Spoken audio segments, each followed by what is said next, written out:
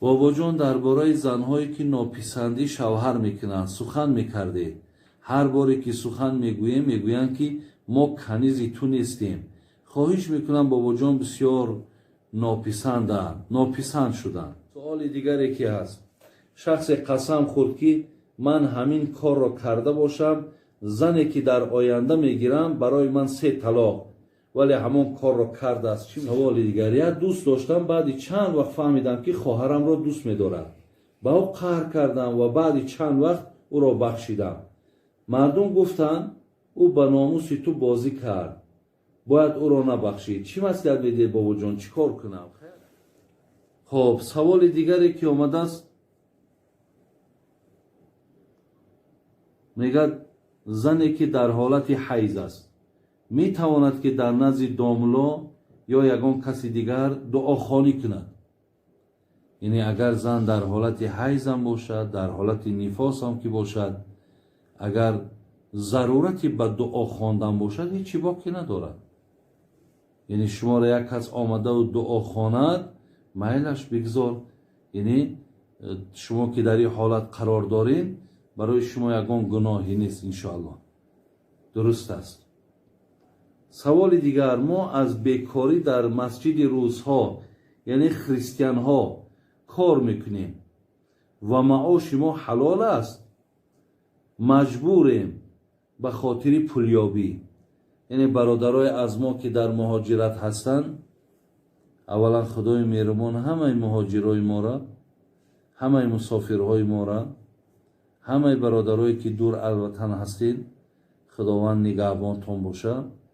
ва суоле ки кардан, ин хел маъбадҳое ки инҳо ибодат мекунанд, аммо калисо мегем, дар ҳамон ҷойҳое барои сохтани калисо ё барои сохтани мақсад ҳар як иморатҳое ки хоси ҳамон дини насроният ҳаст, хоси ҷои таълиму ибодатшон ҳаст, кор кардан дар унҷа додарои азиз ва бародарои хеле меҳрубон ягон гуноҳе надорад. пули вай албатта барои шумо ҳалол аст. ягон гуноҳе ҳам надорад ки шумо вақте мерен нафсҳои худтона иҷорада мемонену шумо барои онҳо ин иморатҳоро мекунед. барои мо аз ҳама муҳим, бародарони азиз, ин аст ки моҳо эътиқодмон ва майлмон ва муҳаббатмон ба дини худмон, дини ислом аст, ба қуръон аст. яъне ба сохтани он иморатҳо маънои ӯро надорад ки мо аз динмон баргаштем ё ин ки мо мақсад дини насронията қабул кардем.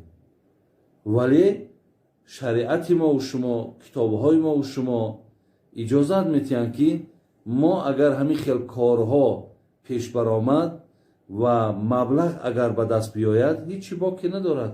шумо ҳақ доред ки дар ин ҷоҳо кор кунену мақсад ҳар маблағе ки ба даст меояд барои шумо ҳалол аст, зеро вай меҳнати шумо аст, вай заҳмати шумо аст.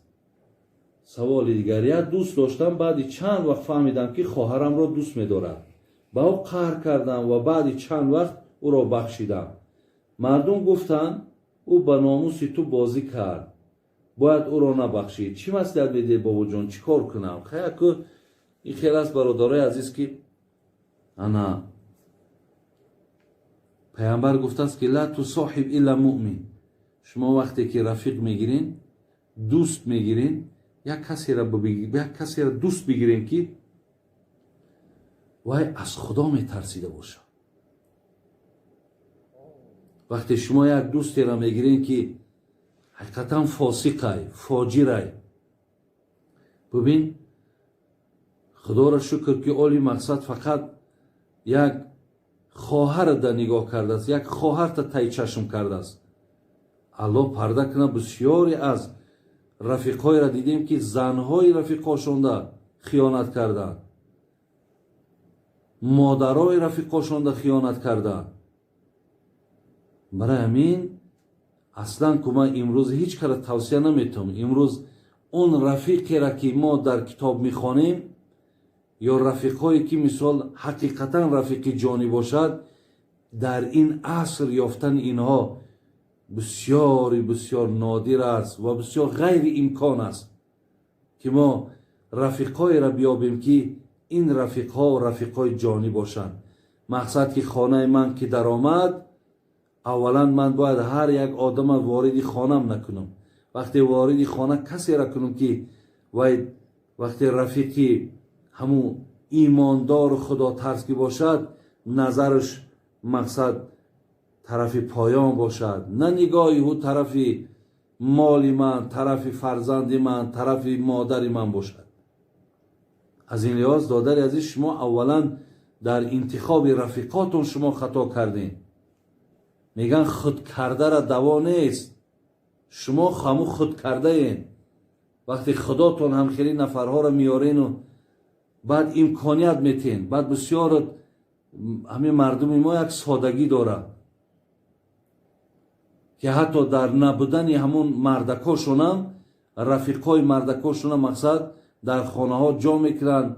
ما مقصد ممکن نیت ما نیتی نیک باشد، خیلی مردک نیست، خانهش هست، ولی از خوف ای، از خطر ای ما مقصد بیخبریم.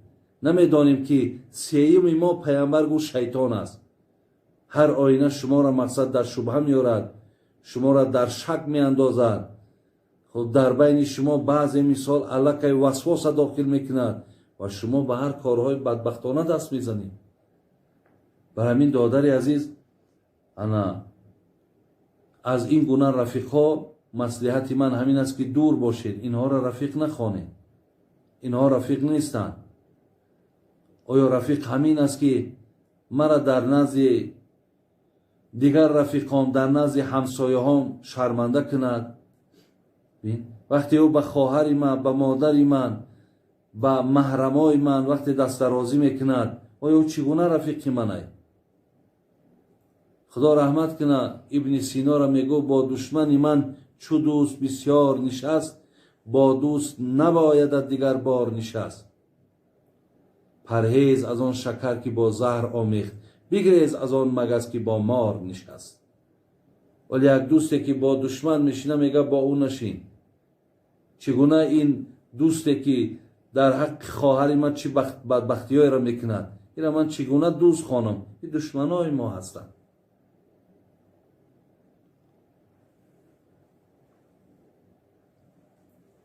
سوال دیگری که هست، شخص قسم خورد که من همین کار را کرده باشم، زنی که در آینده میگیرم برای من 3 طلاق، ولی همون کار را کرده است، چی میشه؟ اگر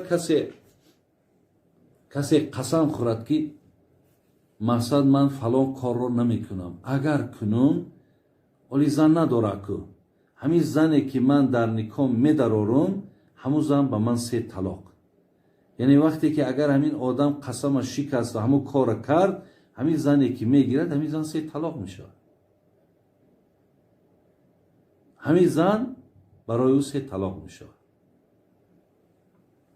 برای همین برادرای عزیز، آخه قسم کم است یا اینکه شرط است که شما باید همین قسم بخورین که من فلان کار کنم زنی من طلاق؟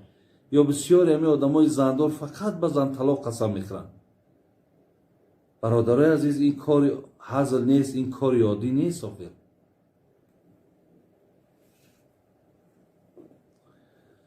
بابا جان درباره زنهایی که ناپسندی شوهر میکنند سخن میکرده. هر باری که سخن میگویم میگویند که ما کنیزی تو نیستیم. خواهش میکنم بابا جان، بسیار ناپسند شدن.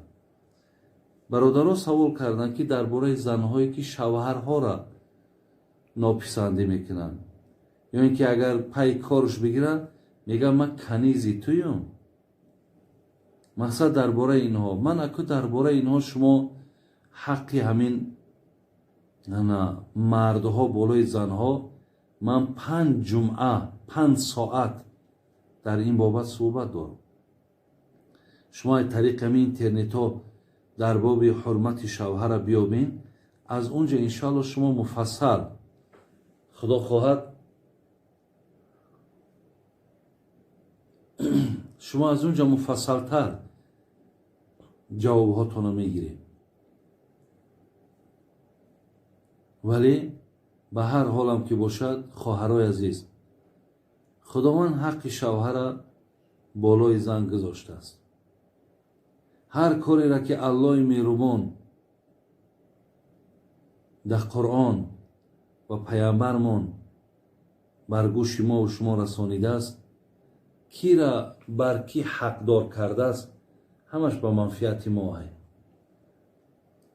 اگر در خانه زن اطاعت از مرد کند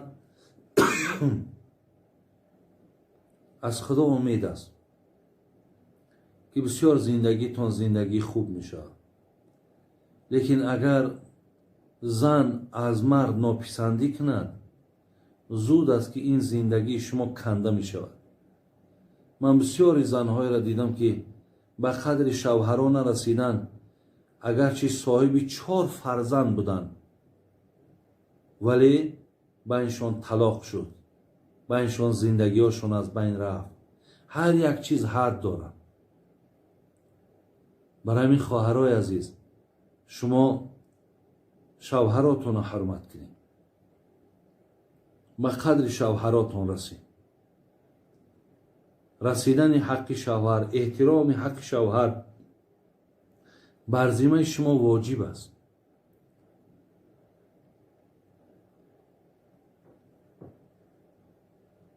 پیامبرمون وقتی در حدیث میگه خیر النساء اذا نظرت الیها سرتک و اذا امرتها اطاعتک و اذا غبت عنها حفظتک فی نفسها و مالک. بر خواهر عزیز اکو گوش کن. میدونی که همین پیغمبری که چقدر محبوب دلها مونه، همین پیغمبری که نامش میشنویم صلی الله علیه و سلم میگیم، همین پیغمبری که یک دستور عمل حیات ما شدگیه، یک پیغمبر نازنینی که